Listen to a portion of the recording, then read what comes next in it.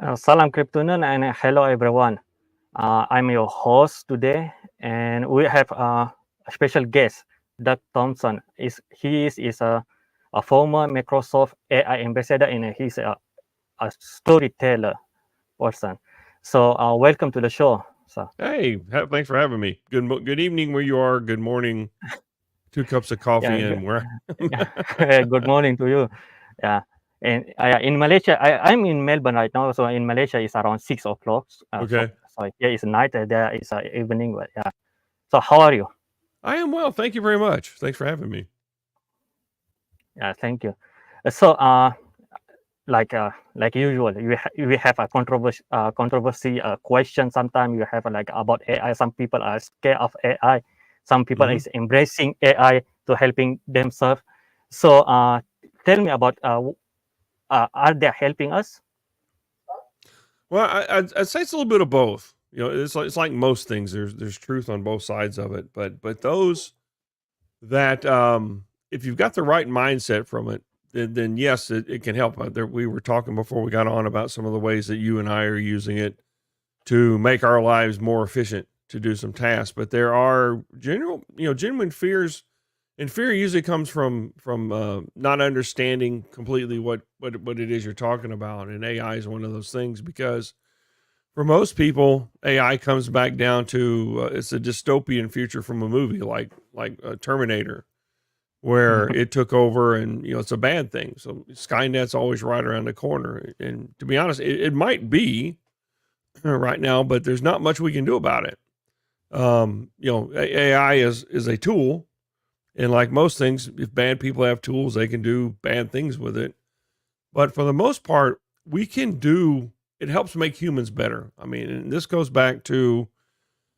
I'll go back to when I was an AI ambassador at Microsoft, and this was well before ChatGPT, and it really blew up. We were just coming up. It was really more machine learning, and we, at the time, our role was to go out and talk to customers and see what they thought about it, what they knew about it, how they were thinking about AI, Mhm. and then the problems that they had and they were trying to solve with it, and then trying to determine, is this an area we can help?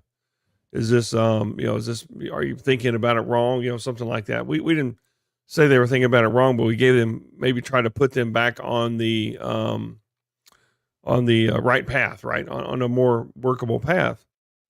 And you know it's it's evolved a lot since then. We're sort of commoditized information on the internet.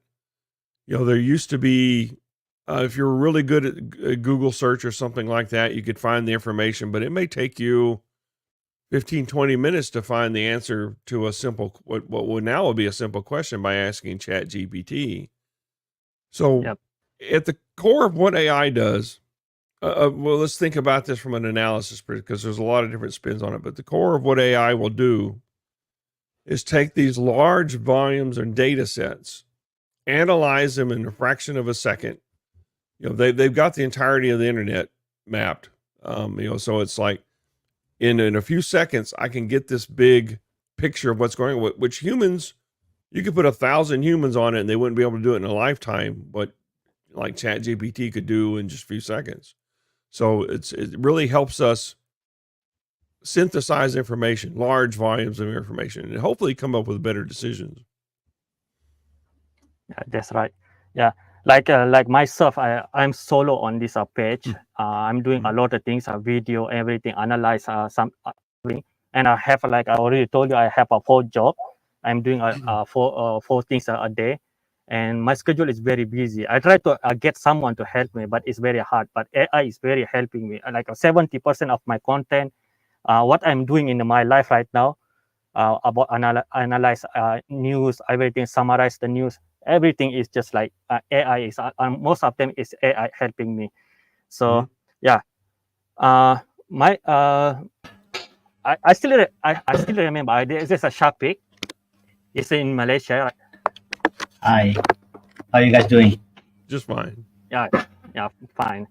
So I still remember a clipper, the Microsoft Clipper. It Clippy. was yeah, it's very fun. Yeah, it's very fun. When I try to just turn on the Microsoft Word or like Excel, it's just like coming from the back of the screen, like coming to the toward the front of the screen. I was like when I was kid, I was just like I was very fun. Like So you were the one person that liked it. Apparently, yeah, Cookie got a bad I rap. very like it. I just opened the Microsoft Word or like a window for the this thing only. When I was kid, I was wanna try to play with the Clipper. Like I don't know what to do at that time, but yeah, just like Clipper was like my friend. Yeah, Imagination that's an friend. example of an idea being ahead of the time of technology, being able to support it. You know, it was like tablet PC back when Microsoft had it. You know, that was a great idea to put a computer in a tablet format, but the hardware at the time was not there to support it. So in the operating system was a bit kludgy because of the hardware that was out there. I mean, it weighed 8 pounds and had a 40-minute battery life, and you had to use a pen. Well, that's, you know, if you think about today's life and the iPad or what have you, it's much different. So sometimes the idea gets way ahead of the technology to support it. Yep. So, Shapik, do you have any question for Dr. Thompson? No. Actually, I just joined you guys. I thought it would be about crypto, but eventually it's all about it's Microsoft. about the crypto. Yeah, no, it's about the crypto because we have a coins, we have a money, we invest on the AI, but we some people don't understand what is AI is about. If we invest on AI, but what they doing with our money, what they building for the AI. So we need to understand what is AI is before we invest our money. Are they helping us or are they not helping us? Are they just like try to help themselves and tomorrow they're going to take over the world? Who knows, right? Like a Terminator. Yeah. But I would boil it down, you know, when I'm looking at this from your perspective, if I'm evaluating a company and what they're doing. Yeah. And I run into this conversation a lot, is that some companies will look at AI simply as a cost reduction and removal of the carbon-based life forms from their payroll. If that's what they're trying to do, most companies are not going to be successful at doing it. And those I would, you know, avoid, because implementing AI is not cheap to start with. And there's a whole learning curve to go along with it. But if you're doing it now, if you're manufacturing and you're making widgets and stuff like that, then I would be looking for a different skill set to go do that. How can I, if I'm the factory worker or something, how can I, because AI still needs some assistance on things, especially when you're going from a process like typing something in to actually having it move an arm and do something else like that. There's calibration. So think about the other things that AI can't do that it still needs a human to do. And the companies thinking about like that, again, are very, I think they'll be okay. But those that are simply looking to replace the humans because they can get AI to do, we talked about it earlier, AI to do maybe financial analysis, as you were talking about. There's a story, University of Chicago yesterday wrote a paper that now AI has surpassed humans in financial analysis. And this was a specific use case of 10K forms, which you if you're doing crypto, you want to look at the companies you're going to invest in and you know, that are using that, and are they doing it right? So analyzing the 10K in fractions of a time that it would take a human to do it, and actually got better results and deeper results. Again, because it sees everything and it can put that stuff together very well and very quickly. Yep, that's right. The other thing is the new update from especially from ChatGPT for Omni and a Copilot. They can see our screen. They can analyze from the screen directly. So that's going to be a lot helping us a lot. So what do you think about the new updates? I haven't seen it in action yet. So I was at Microsoft when, you know, they would get telemetry data back from Windows 10 to make it better. Right, it was crash data. It was very, very much anonymized. That you know, it would be. I was frankly amazed that you could get any intelligence out of it on how anonymous it was. Now, watching my screen and doing these other things, I haven't seen enough on the data protection and what comes on. That could make me, you know, I don't need any screen scraping. I don't want any of this other stuff to get out, because I need to separate lives sometimes.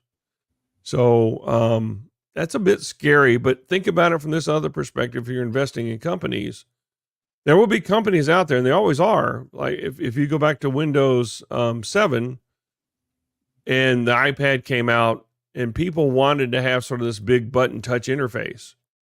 And they had companies that came out that their deal was to redo the Microsoft Windows start menu to sort of reflect the big button.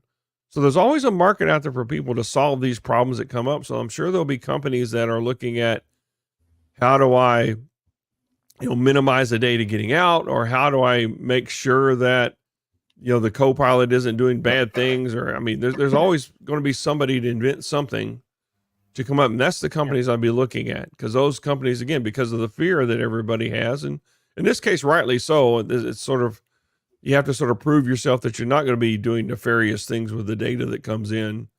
And it's something to evaluate, something to look at. I think that based off the culture, that they don't plan on doing bad things, and they put a lot of rules and stuff in place to protect data. So I don't necessarily think, haven't seen anything that would lead me to believe they're doing bad things with it, but it's right for people to be a little nervous until we understand more about it. Yeah. Shapik, you seem like I have a question. No. I'm just at all, because I'm not doing any research into AI so much. So yeah, it's a pretty new thing for me. Yeah. Mm-hmm. Yeah. So about you are a storyteller, right? Mm-hmm. So as a storyteller, AI is how is AI helping you with telling the story about something, or how it is going to help the others wanna tell the story, but they have no tools, but they don't know how to use AI. This guy use AI, but how? What is your message for them? So I use it in a couple ways, again, to make my life easier. And you're talking about, I will use it to come up with I'll put some prompts in, to say, create a story, 2-paragraph, 1,000-word story or something based off this information here. Here's X, Y, Z. Here's the area I want to explore. And here's the tone I want to have it in. Here's these other things. And you sort of go along and you try to,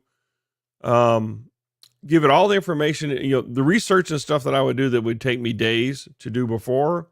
I can now get that initial draft done in, minutes. So go like, because I never take the first results that come back. I always fine tune it, go on, and sometimes always do fact checking on things, because sometimes AI will do what they call have an hallucination, which is making stuff up, is making a guess at it.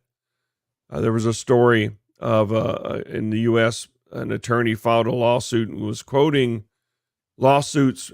He just used ChatGPT, and ChatGPT made up some lawsuits that were using to back up his claim, because he didn't check it. So always trust but verify. But I use it to do that, and so that first draft, it really cuts that time down to now where I'm spending just the time I would to fine tune it, to validate that the points are correct, and to go on. So I'm trying to create an article, or I'm ready for a new talk, and especially give me some information about areas I don't have as deep a knowledge in about that. Yep.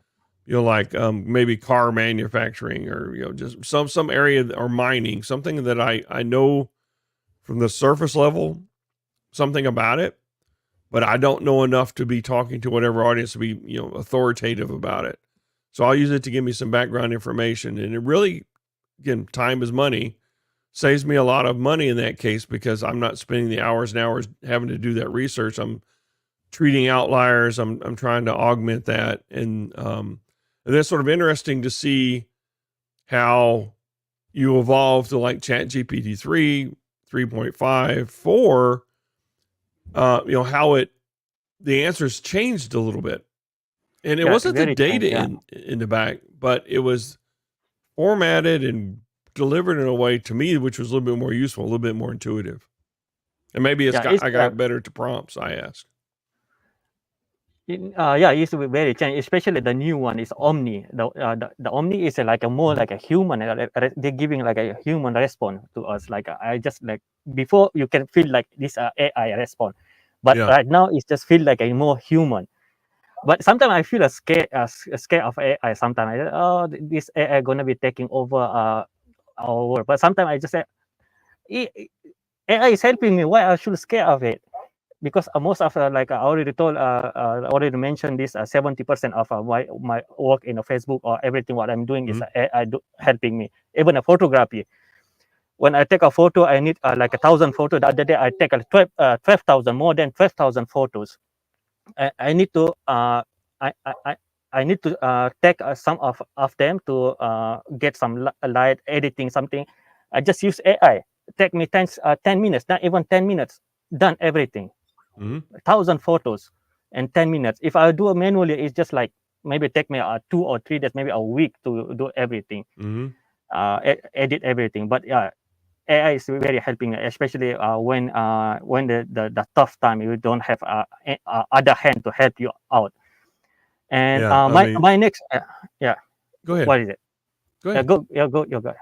Oh no, I was going to say, it's we talk about being scared of something and avoiding it. Well, it's not going to make it go away. The cat's out of the bag here. We're not going to put it back in. And so now it's, how do I embrace it to make my life better? Where do I, so when I talk to kids in university and stuff now about what they should be studying, a few years ago, it was definitely programming and, doing stuff like that, or even doing the algorithms and stuff in the back end. But now I tell them, you're probably, prompt engineering is going to be the big thing for the next several years, and knowing how to effectively write the prompts to get the most out of the Yeah. technology is going to be key. And if you've got that skill, you're going to be in high demand. But you don't stop there. You always have to sort of be, again, much like you do when you're doing analysis. What's the next logical step to come from here, right? What is the future like? If you master today, always be thinking about, okay, I need to prepare myself for tomorrow. What do I need to do for Yes. tomorrow? And that's the way through my career. I mean, I started out when PCs were networked with coax cable, and it was like a 286, and it was I think you had 16-bit color or 8-bit color. I mean, it's a long time ago. And I've constantly sort of evolved the way technology did. The hair went the opposite direction. I had hair when I started, but it's the technology. I try to keep, because I'm curious. I'm a nerd, but I'm always trying to think of what's next and how can this be used, which helps keep me relevant to what's going on, and it makes me feel better. I sleep better at night because I know something about it. Yeah. When I was kid, like around 2000, the first window I used was 95. Supposed to use a 2000, but I have like an old computer, Pentium 2, if I'm not wrong, Pentium 2, and I use a 95 window. Then I went from there to 98 window, if I'm not wrong. After that, and then we have Vista, XP. XP, then I love Vista, XP. Yeah, I love XP window. We have another. This is another friend. She is Hi, her hi, name is hi. Mel Ong. So Yeah. uh, You haven't seen me for a long time, is it? Even my name you cannot tell properly. yeah, yeah. So yeah, I was curious about the stuff. I just keep going, and where I'm from Malaysia, but my parents is half of my parents is from Pakistan. And where I from, my father side from Pakistan side is they don't know about the technology even right now today. Even right now, they don't know how to use a phone. They don't know how to use the phone. But during that time, only have one computer in a whole district. In the whole district, only one computer. Only myself have it. And just like people are asking, what is this thing? What is a machine about? I say it's a computer, and I will try to explain to them. This computer is doing like this, doing like that. They just like surround me. I always have like a 10 or 12 people around me. Like I try to know about the stuff. And they have a nickname for me. They call me Virus. Yeah, for so long time they call me Virus for so long time. So because everything I just teach them, even for the account Facebook, when the Facebook came out popular around 2008 2009, And when I have a Facebook, I show them use Facebook. Facebook is a good thing. You can share everything with the other people, share photo, share status, and then they say, okay, like I think I have more than 200 people. I open a Facebook like every day. One person coming open account for me, open account for me. Is a good things or not? I try to explain every day when I was in Pakistan during a study. But in Pakistan, I have another story. That's why I want come to the Pakistan right now. The education system. What do you think about education system with the AI? Is you already mentioned about it, but in the school, like from the KG to the 10th grade, how these kids can use AI for their education? Yeah, we had a similar challenge over here in the U.S. in that is the question still goes on is a lot of schools' first reaction was to block kids from using it. And my point was, well, the minute you put this as a taboo thing, they're going to interest in that's going to grow. they're going to find a way to go around and do that. So why not teach them to use it responsibly, to go ahead and evolve to do that? Again, it gets back to some of the fear because you had teachers and these other things, which, they used to teach them it's unfortunate. You still need to teach some fundamental stuff, right? How to write, how to read. So Yes. again, that helps you get the basis so that you can sort of look at something that say ChatGPT gives you and say, this doesn't quite make sense from what I have. But you teach them to use it responsibly. Teach them to use it for that first draft for the have it do the research for them. You don't have to go to the library anymore. So it really, in a lot of cases, it really breaks down that wall that people didn't have access to things like, again, research libraries or these other things like that. So you had kids that had families with money could go do that, and the other the rest of the people didn't really have that. It sounds like you had that in Pakistan, where they didn't have a lot of access to that technology, and it sort of levels the playing field if you teach them to use it responsibly. Again, so that's what the lessons I would give them to do that. Again, if you're not letting them use it, you're not preparing them for the jobs that exist today and tomorrow. So how do you do that? How do you get them to where they have the skills to go and conquer, be competitive in the job market? So that's a very important thing to do. That's my advice. Every time I see a school, don't block it, teach them to use it responsibly, because then it sort of takes the curiosity off of it. Right now, well, okay, it's not banned, so it must not be that cool. They're letting us use it. It can't be that fun. Yeah, that's right. And the other thing was I did ask my friend the other day. I was talking with my friend from Pakistan, and he told me why not talk with my kids about the education. And I just asked their kid, and his kid was in the 5th grade. Then I asked the question, what is today? Can you mention what is today? He in English, but he don't know what is Monday. I say it's Monday today.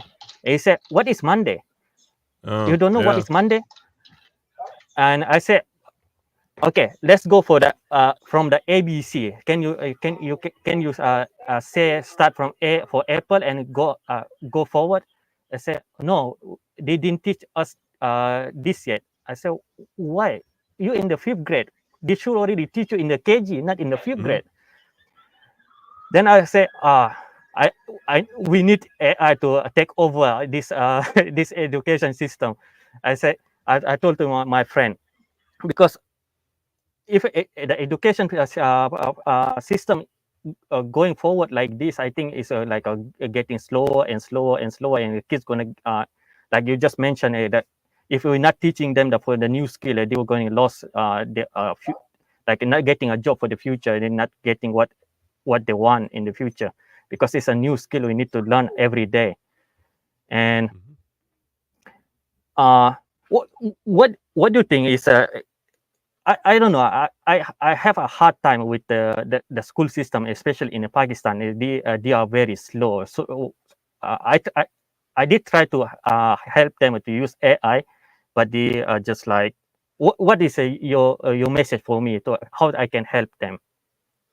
Well, I would guess I would ask them the fundamental question is what is education here for? What's the purpose of being here? Right. And then they should come up with the answer is to prepare the kids for the future. Well, how are, the future is going to be AI by not leveraging it. How are you enabling that? How are you sort of working on preparing them for the future? That's the fundamental question. But a lot of them don't think of it that way. They think of it from a protection or it's scary or they've got these other things. So knowing that that is our charge is that we're preparing kids for the jobs of the future. How do we then use AI, teach them to use it? And again, like I said, teach them prompt engineering, teach them these other things that are skills that you will need to be successful and will put you ahead of other people doing that. And to be honest, kids love it. They get in, they're curious and they will get in and they will help make you better. So be open to learning from the kids.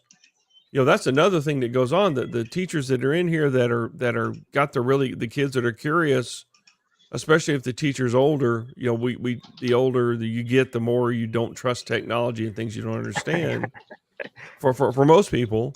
And, be open to learning from the younger people about how to do things. And you can, it opens up your life, makes you younger by doing it. I learned more from talking to my younger peers and going on looking at their perspective. And I hadn't thought about that. And so, it's a two-way street, but that's their fundamental job, should be training kids to prepare them for the future. And AI is not going away. How do you do that? Teaching them to put a widget in something else like that is going to be with robotics and stuff. Is eventually it's depending on how long it is, but it will not be a long road, and the job may not even be there when they get older if you're teaching them to do that. So you got to sort of modernize the model that goes on. And then, like you said, there's videos that you can augment your classroom stuff with, and really let them do the baseline stuff maybe outside the classroom. And then when they're in, have this dialogue amongst with them and help them curate the information. So you as a teacher become a curator of information and helping shape the way that they think and the way they use technology or things like this to move forward, not necessarily teaching them ABC, because there's other ways that you can do that. And then spend that other valuable time doing what humans do best, is thinking outside the box and expanding on ideas. Yep, that's right. I still remember I was using a Nokia 7610. 7610 was like Nokia with the camera and the audio recording, and I use it for recording the voice, the class. When I put in the teacher table, I ask for permission. I say I want to record the voice of whatever you're teaching. And the teacher sometimes who not recognize me, he always I say no. I say no. It's for myself. I want to hear later after that. I say sometimes they just say no directly to me, but sometimes I just told me, no, I need this. And some teacher, like you said, older teachers sometimes they are scared of the technology. They're not embracing the technology because they are scared of it. And my uncle, especially one of my uncle he is a headmaster. When I talk about the AI, everything, he said, okay, stop there, and let's discuss about something else. We're not talking about the AI technology, everything. It's just saying no. Yeah, that's the problem. You got your head in your sand. You got the head in sand like an ostrich. It's not going to go away, and you're only going to get further behind. Yeah. Okay. How about what do you think about the AI and the cybersecurity? Is gonna helping us tied up. The security is more tied up than right now whatever we have, or sometimes I'm thinking probably AI gonna helping hackers, and how we're going to fight to this each other. I don't know how. I don't know how to put it together. This question. No, I answer this question all the time, and I go, let's take the bad side of this first. Yeah, I get probably 4 phone calls a day now that's AI. The voice is generated. It sounds pretty human like. It's not, it's not as easy to discern as it was before. And if you not on the lookout for that, I can see how these scams go on, and you'll get a lot of people, especially the older people and things like that. Yeah. Saying I owe tax, I have back taxes, but they have a program to make it where they don't. And again, I get 4 of these a day, and it's the voice generation and stuff. And I can see how some people get fooled by that. If you're not paying attention, if you don't think about it, oh my gosh, I owe taxes. And then they, will go drain a bank account. So that's the bad side. You can definitely do that.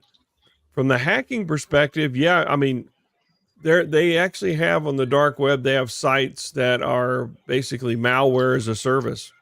So look, for $50, I can get this malware program for a year, or a month. For $50 a month, I can get this malware program. Send it out through email, which is still the most effective way to get stuff out, is through email, because somebody will click on a link, and then bad things happen. My mother did that several times. We finally had to take her computer away.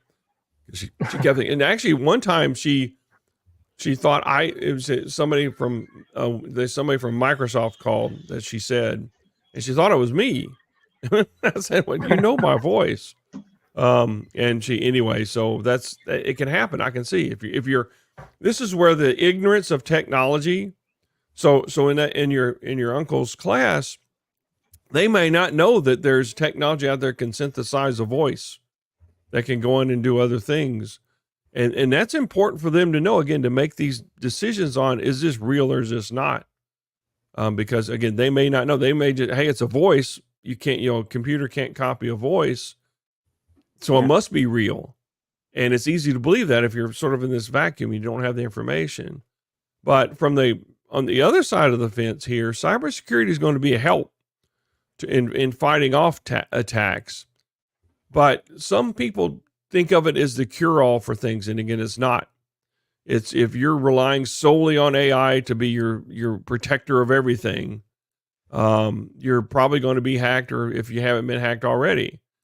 And it's a tool. It's like anything else. It's a tool that it's best used to help get rid of a lot of the noise that's out there, because there's just so much noise that comes in, that false positives, things that could be nefarious. I mean, especially when you're doing like packet inspection on everything that's coming in from the internet. Humans can't, again, you can't correlate all that data. Nothing would ever get through. So using AI and products and that help sort of do that work for you, give you the big analysis. Okay, we know these things are we've gone through that. These are just noise. We don't need to look at it. We're still going to capture it in case we have to go back, in case it's something new that came up. But we're going to focus on the things that need investigation. This is suspicious. Is it valid or is it not? Sometimes it's a known process. Okay, that's fine. We put an exception on it, so now it goes into the noise category. And so we train the AI to be better to help eliminating the noise, while we focus on the real threats that are out there. These new novel things that come up seems like every day. And again, because the bad guys have just as much access to technology as the good guys, they can use it for bad things. And the bad thing about it is that they can do it at scale for very cheap. Where they used to have people email and do those other things. Now they can simply automate it, get a service, get these bots to do it for cheap, and do it at scale. I mean, millions and millions at a time. Yeah, that's right. We need to put in the balance. I think we just yes. We need to put in the balance, because it's got a bad thing, a good thing, but we need to focus on, like you say, we just ignore the noise, the bad thing, but we focus on the good thing. So, like for the climate change, or maybe for the healthcare, maybe they're going to help us for the other things like space exploration, and probably maybe help us on the blockchain things, and a lot of things are going to help us. My next question is for you. What do you see in the AI in the future? Like, what's the big things you see in the future? Well, that's really hard to predict. But if I'm putting out there, Chat GPT is going to continue to evolve. And I think some of the, again, I haven't seen all the Copilot stuff, but if you're looking at it, it's this a new, you sort of mentioned it's a new version of Clippy. I saw some things on that, but it can help recognize patterns in the things that we do every day that we don't, because we do it every day. We don't recognize patterns that's going on, and help suggest things that you could do this better if you did X, Y, Z. So that advising us is the first step in that, advising us the things that it sees, because patterns and different things like that. The second step would, how do I offer some form of automation of remediating that? As we look at it, again, it's a trust but verify, setting up the proper controls to say, look, if you meet this condition and we're 80 or 90% sure, then we can go to the next step. Doing a set it and forget it where you just universally accept everything that comes by, I think is a very bad thing. And I think as one of the risks is as technology goes that way, it makes it easier to let AI do things for us, that we get lazy in the due diligence. And that's where bad things can happen. That's where if you get a nefarious actor, hey, this looks really good here on the surface, but underneath it, it's doing some bad things. And we don't know about it because we trust it and we gave it permission to go access everything we own. Here's our bank accounts. Here's our financial statements. Here's, all the keys to the castle. And we're not, again, because we haven't been educated on what it can do. If I've been on an island without electricity and a computer for 2 years, I come back, there's going to be so much wonderful stuff that has come up. I don't know the history of it. I don't know the background. I don't know how this is running. I just think it's magic now. We get to that part where anything that's sufficiently complex is, magic. It works that way. So it's going to be interesting. You can't hide from it. You're going to have to embrace what's going on and then sort of use what you've learned and think what's next. But there's going to be, from a factory, there's going to be more automation from AI, in robotics and stuff like that. They're going to be looking at, if you have a job that is something that's very dangerous, a work job that's very dangerous, you may be replaced by a robot because they're easy to replace. You can control, you can do these other things. So I'd be thinking about, okay, how do I take what I know about this and then, get out of the physical? And in reality, it's going to be good from a physical perspective. Some of these jobs are very risky and they should probably be automated if they can. But there's a lot of knowledge and stuff that goes on. That's what they do. So, we're truly getting this age where the brain is the most powerful muscle that we should have. We need to exercise it and say, how do I use the tools at my disposal to move forward? So, I mean, it's the market will somewhat decide what AI things succeed and don't. And again, you mentioned, sort of funny, you mentioned the greenhouse gases and things like that, the climate change. Yeah. Well, the companies that can figure out how to get all this computing power and not contribute to global warming, through consumption and stuff like that, because we're not building a lot of new power plants around here, because to do that, you usually use carbon fuels and stuff like that. So how do you keep up with that, right? How do you, use that, do the best that you can? How do you be better with the resources? Again, if you're thinking about investing, look at those companies which are looking at how do I get more out of what we currently have, or, do less. And it's not necessarily throwing new technology. It's throwing technology that's appropriate to it and doing it in a logical order. Because sometimes, just like for solar energy and stuff, people would throw up all these, the solar panels. I just went on a drive across the country with one of my grandkids, and we came across these, miles and miles of solar farms. They were out in the desert for the most part, and that's okay. But I've got another relative that live up in the Midwest where they're taking farmland, so things again where we grow our food, and putting, because the farmers can lease that field for solar farms and make more money than they can for the food. Well, from a short-term perspective, that sounds like really good, but from a long-term perspective, the less land we have available to produce food, the more expensive food's going to get, right? Yep. So there's always, and again, financial analysis, you probably know there's always a trade-off. And Yep. it's educating people on how to be smart about that is what's going to keep us from the Skynet, and Arnold Schwarzenegger coming back naked. Nobody wants to see that. That's right. And yeah, it's a lot of information we need to know about the AI, especially like myself. Every day I listen to the podcast, and I work for like 8 hours or sometimes 7 hours, 6 hours, and I listen to the podcast. Sometimes I just like go for the overtime, but it's still not enough information we need to consume every day about the AI, about the technology, day by day.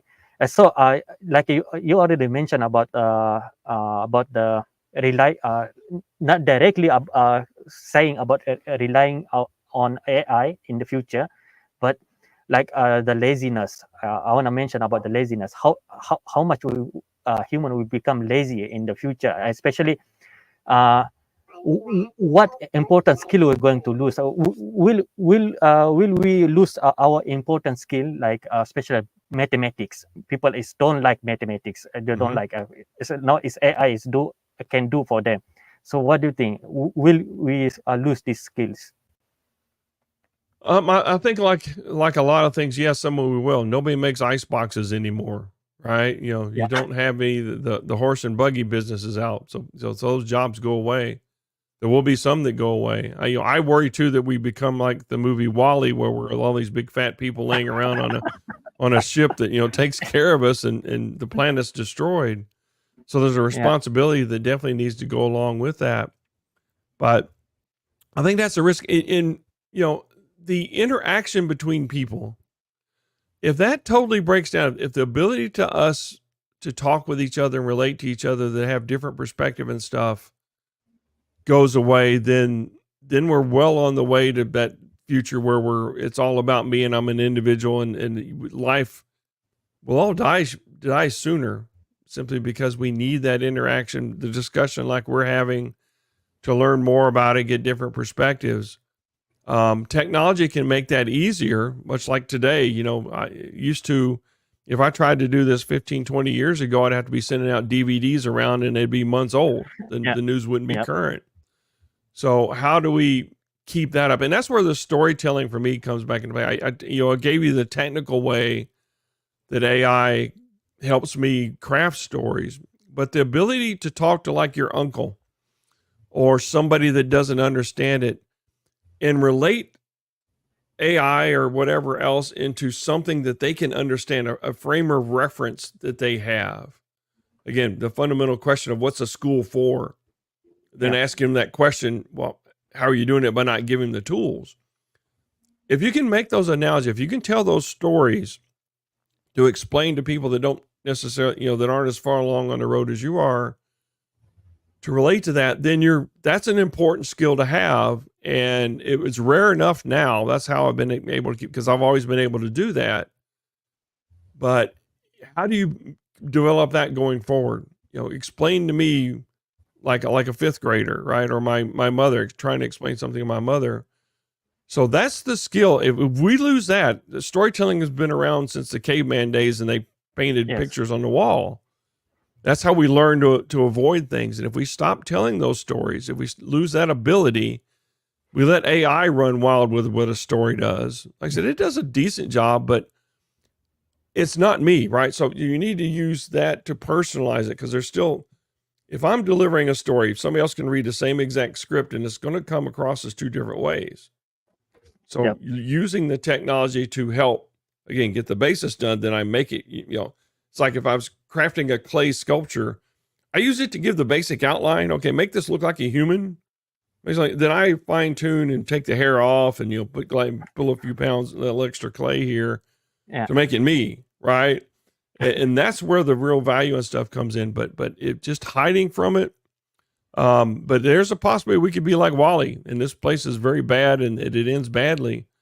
But that's because if we get lazy, we get complacent, and we say, okay, this is just going to do my job, or my job's gone, and the government's going to have to, pay me to not work, or something like that. I mean, humans are meant to struggle and then overcome it. And this is a chance for us to really do that but we need to, again, embrace those that don't have access. You reach back behind us to those that don't quite understand it as much as we do to help them understand it. Yeah. I talk to students all the time. Again, what's your future like? Well, if you're developing applications, if you're a programmer, it's pretty short because ChatGPT does a really good job of it, right? Yep. So again, how do you use that brain to craft and then use that as a way to power what your vision is? So that's the critical thing. Always stay curious. Yeah, that's right. Do you have more time, or we can? You want to continue, or We can can go stop for a little here? bit longer. Yeah, I'm okay. almost out of coffee though, so we'll have to. Yeah. Okay.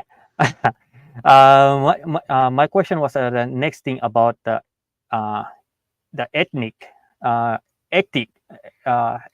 ethical concern about AI decision making. So, like especially like Elon Musk recently mentioned about the growing AI is just like a baby. You need to grow like a baby, but if like AI is like a baby, but a lot company already put in the system, especially like a healthcare and vehicle like a car. Now, right now, automatic can drive automatic, make a decision for us.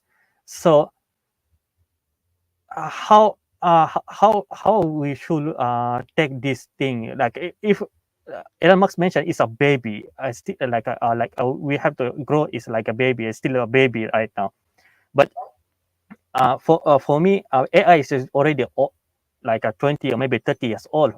Even just recently, like ChatGPT, not even 4 years, I think, but already looks like 30 or 40 years old.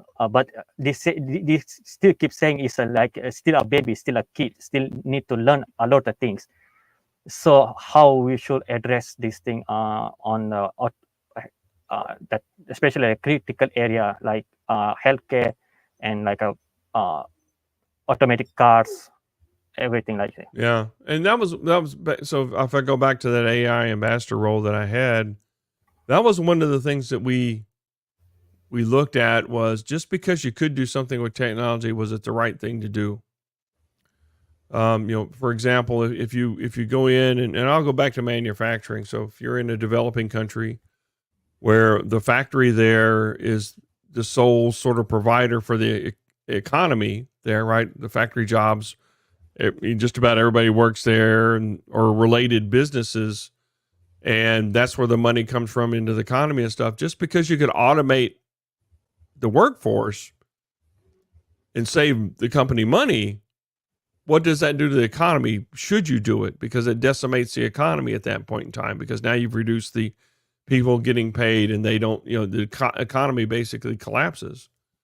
So just because you can do something, should you? That should always be, from a governmental perspective and a business perspective too. Just because you can do it, is it the ethical or is it the right thing to do for long term? That should be a fundamental question of all these companies that are doing this. But to your point about training, your child, he's right in that it gets better about the knowledge and stuff it has, and as you train it with prompts and stuff, it gets to sort of understand exactly what you're asking. But it's you can't prevent bad people from trying to do bad things. It's a tool. Like I said, AI is a tool like anything else that's out there. And this simply accelerates the speed and the scale of which bad people can do bad things. Likewise, it also accelerates things where you can do foolish things, right? We say if we don't train it. So just assume again that it doesn't know exactly what it is. It really, when you get down to like ChatGPT, large language models, all it does is know that usually when I see this word, this is the word that comes after it. Right. Just to simplify it down to the very basics. It's like anything electronics is either on or it's off. Right now there's middle states and stuff that you have. But the simplicity of that and the math piece of that, again, algorithms and stuff are going to be important to understand how the math works. Math was here way before technology and it'll be here way after it. Yep. To your point, if we stop teaching mathematics, then we sort of don't understand what the machine is doing. from an algorithm perspective. It starts writing its own algorithm. How do we know that it's not doing something? Well, this is going to be bad. The math doesn't work out here. How do we stop it? If you just accept what it has. So, like the best thing you can actually ask ChatGPT now. Say, I want to do this, right? I want to create a report based off crypto, based off blah, blah, to explain to my third grader. What information can I provide you that would help you create this report for me? And it will tell you, hey, if you give me this type of information, not the exact information, but I need this, and this. You gather that and feed it. Here's this, and this. Then it can come up with something that's a lot more accurate and a lot more helpful. That gets to where the prompt engineering piece comes in, is you know how to frame your question, what you want out of it, that it will then go and deliver it. So understanding that, not just blindly saying, hey, look, what's the stock I should buy today? A lot of times the big companies say, well, I'm not really authorized to do that. That's outside. Yes. I can't answer the question, what's the most effective poison to kill 1 million people? I can't do those things. They put parameters on it.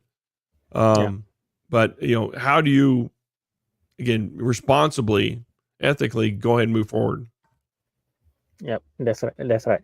Like myself, the other day, I start teaching, and deeply then I use a PowerPoint for make things easy for me. I just give a list to the co-pilot what I want to say and what is in the order, like 10 things in order.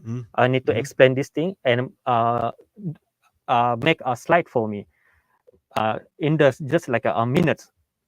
Not even a minute. Co-pilot make like a 25 slide for me, like just click of the finger. I said, wow, that's very quick.